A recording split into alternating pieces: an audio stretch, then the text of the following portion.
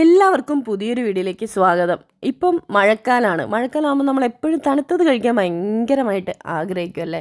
ശരിക്കും പറഞ്ഞാൽ മഴക്കാലത്ത് തണുപ്പ് കഴിക്കാൻ പാടില്ലെന്ന് പറഞ്ഞാൽ നമ്മൾ വീണ്ടും വീണ്ടും കഴിക്കുക. അപ്പോൾ വീട്ടിൽ 2 റെസിപ്പി വെച്ചിട്ട് നമുക്ക് തയ്യാറാക്കാൻ പറ്റുന്ന ഏറ്റവും നല്ലൊരു പുഡിങ്ങാണ് ഞാനിവിടെ പരിചയപ്പെടുത്തുന്നത് കേട്ടോ.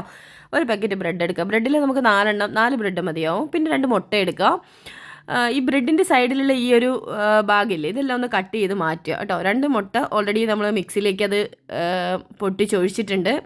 ബ്രെഡ് ഈ സൈഡൊക്കെ കട്ട് ചെയ്തതിന് ശേഷം കൈ കൊണ്ട് പിച്ചി പറിച്ചിട്ടോ കത്തി കൊണ്ട് മുറിച്ചിട്ടോ ഒക്കെ നമ്മൾ ആ മിക്സിയിലേക്ക് ഇടുക. മിക്സിയിലേക്ക് ഇട്ട് കൊടുത്തിട്ട് അതിൽ നമുക്ക് ആവശ്യത്തിന് മധുരത്തിന് ആവശ്യമായിട്ടുള്ള പഞ്ചസാര. അപ്പോൾ ഞാനിവിടെ എടുത്തിട്ടുള്ളത് 4 ബ്രെഡ് 2 മുട്ടയാണ്. പിന്നെ അത്യാവശ്യം 5 സ്പൂണ് പഞ്ചസാര കേട്ടോ. നിറച്ചിട്ടുള്ളതല്ല കേട്ടോ. ഇട്ടതാ കണ്ടില്ലേ, 5 സ്പൂൺ ഇടുക. 5 സ്പൂൺ ഇട്ടതിന് ശേഷം ഇതിൻ്റെ അത് കുറച്ച് പാലൊഴിക്കുക കേട്ടോ. പാൽ ഞാൻ ആദ്യം അത് ഗ്രൈൻഡ് ചെയ്യുന്ന സമയത്ത് പാലൊഴിക്കാൻ മറന്നുപോയി. അപ്പോൾ എനിക്ക് മനസ്സിലായി ഒരു കൺസിസ്റ്റൻസി ഭയങ്കര തിക്കായിട്ടുണ്ടായിരുന്നു. അപ്പോൾ എനിക്ക് മനസ്സിലായി എന്തോ മറന്നു പോകുന്നു. അപ്പോഴാണ് പിന്നെ ഓർത്തിട്ട് പാൽ രണ്ടാമത് ഞാൻ അതിലേക്ക് ഒഴിച്ചു കേട്ടോ.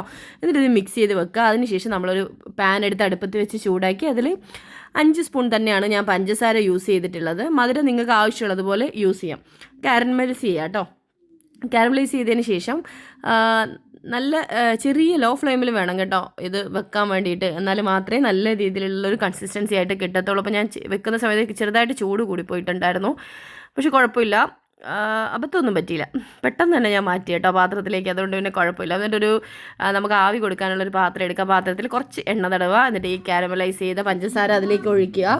ഒഴിച്ചതിന് ശേഷം നമ്മൾ ഈ റെഡിയാക്കി വെച്ചിട്ടുള്ള ബാറ്ററിനില്ല അത് ഇതിലേക്ക് ഒഴിക്കുക. എന്നിട്ട് അടുപ്പത്തൊരു ഇഡലി തട്ട് വെച്ച് ചൂടാക്കി അതിൻ്റെ മുകളിലൊരു തട്ട് വെച്ചതിന് ശേഷം ഈ പാത്രം നമുക്കതിലേക്ക് മാറ്റി വെക്കുക. എന്നിട്ട് അതിലേക്ക് വെള്ളം വീഴുക. അതായത് നമ്മൾ ഈ ഈർപ്പം ഇതിലേക്ക് വീഴാൻ പാടില്ല കേട്ടോ. അപ്പോൾ അതിന് പാകമായിട്ടുള്ളൊരു അടപ്പ് വെച്ച് ഇത് മൂടി വെക്കുക. മൂടി വെച്ചതിന് ശേഷം മാത്രം ഇഡലി തട്ട് കൊണ്ട് മൂടുക.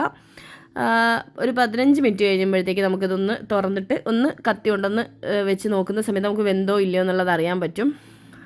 എന്നിട്ട് ഞാനിത് ഫ്രീസ് ചെയ്തു കേട്ടോ. തണുപ്പിച്ചതിന് ശേഷം ഫ്രീസ് ചെയ്തിട്ടാണ് മോക്ക് കൊടുത്തത്. ശരിക്കും ഇത് മറിച്ചിടാം, വേണമെന്നുണ്ടെങ്കിൽ മറിച്ചിടുമ്പോൾ ഇതിൻ്റെ മുകൾ ഭാഗം നല്ലൊരു കളറിൽ കാണാം. പക്ഷെ ഞാൻ മറിച്ചിട്ടിട്ടില്ല. അപ്പോൾ ആമിക്ക് നന്നായിട്ട് ഇഷ്ടപ്പെട്ടു.